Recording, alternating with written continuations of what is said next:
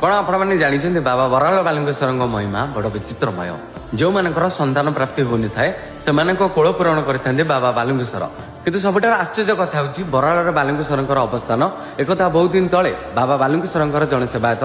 ना हूँ जदुमणि महापात्र सी आठगड़ रजा राजदरबार को जाते से आठगड़ रजा 7टी कन्या संतान थिला अष्टम राणी गर्भ अवस्था थे सेति बेले बालुकेश्वर सेवायतटी हठात जाई राजा को कहले जे आपणकर एई गर्भ पुत्र संतान हेबो बोली किंतु राजा दरबार जो पंडित माने थिले से आगु गणना करथिले जे तांकर कन्या संतान हेबो बोली परिशेष पंडित मानकर कथा सत्य हैला आठगड़ रजा कन्या संतान लाभ हैला बिचरा सेवायतटी बाबा बालुकेश्वर पाखरे जाई गुहार कला एवं बाबा तांको रातिर स्वप्नादेश होई कहले जे जो कन्या संतानटी हेछि मु जानि सुनि जन्म देछि कारण राजार अहंकार भांगी बोली तेणु तू काली मो विभूति को नहीं से संतान देहरे पकई देला परे से संतानटी झीरु पुआ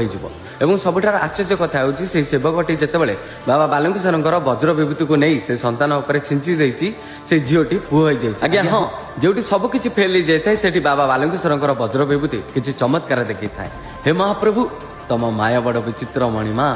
जय जगन्नाथ।